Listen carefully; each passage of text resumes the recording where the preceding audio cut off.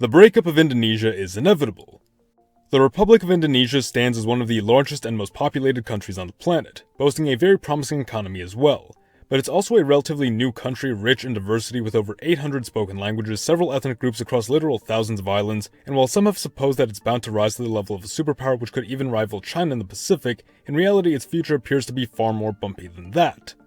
Modern Indonesia is the geographic successor state to the once colony known as the Dutch East Indies, and as is the case for many former colonial lands, Indonesia's modern borders were not naturally defined through cycles of civilization. Save for the fact the islands belong to a shared archipelago, geography did not play a tremendous role in defining the country's boundaries either, simply being a continuous cluster of islands which the Dutch were able to secure from rival powers thanks to their naval capabilities. Once again, as has been the case for several colonies in the past, the borders which defined it as a colony were fairly arbitrary, and if one were to take a closer look, they'd see a myriad of several clashing cultures strewn about, which, if the Dutch had never arrived, might have competed with one another and established not the enormous state we see today, but multiple smaller, albeit better focused entities. Having seen a long history of early settlement by Hindu, Buddhist, and later Islamic visitors, many parts of the Malay archipelago were once united under the rule of a Hindu Javanese empire. However, the empire was relatively short-lived and believed to have been highly decentralized in nature, to the point that direct administration did not extend beyond Java and Bali.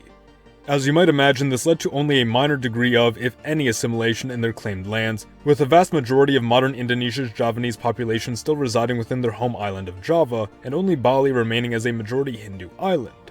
Of course, the empire ultimately fragmented into several smaller entities, and Islam rose to great prominence in its absence before seeing large-scale colonization by the European powers a century later, which introduced both Catholicism and Protestantism to the archipelago, bringing Christianity to a still present majority in several of the smaller islands.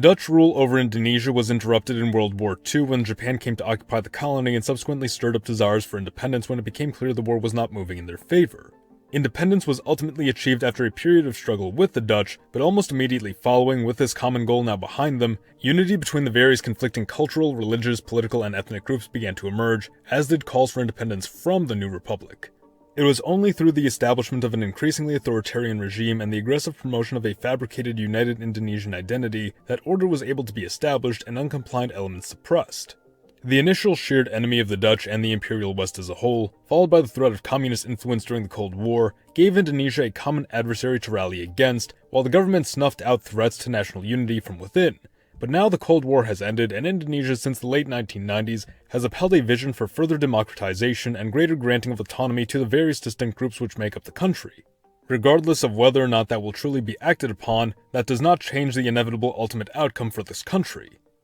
At present, the island of Java alone houses the vast majority of Indonesia's population, a great many of whom are, as you might imagine, Javanese, who themselves make up a plurality of the entire country's population at some 40%, followed by the Sundanese, also native to Java, standing at some 15% of the population. Outside of these two groups are several other ethnicities whose individual populations each number in the millions, most of whom belong to the various islands outside of Java, and who are increasingly facing an exploitation of their local resources by the Java-centric government, which proceeds to invest these resources largely in Java. It cannot be stressed how overwhelmingly Java outshines the other islands in population, even those much larger than itself. What you have on a long enough timeline, regardless of how you slice it, is not a recipe for coexistence and equal prosperity across Indonesia, but a recipe for Javanese domination, Javanese expansion into and colonization of its neighboring islands, and ultimately, be it in name or not, a new Javanese empire. It seems unlikely that Indonesia will reach that point, however, as Indonesia's government has shown itself only truly capable of preserving unity through the use of extreme force and underhanded policy, which it is now asserting it will wind back for the sake of democracy and regional autonomy.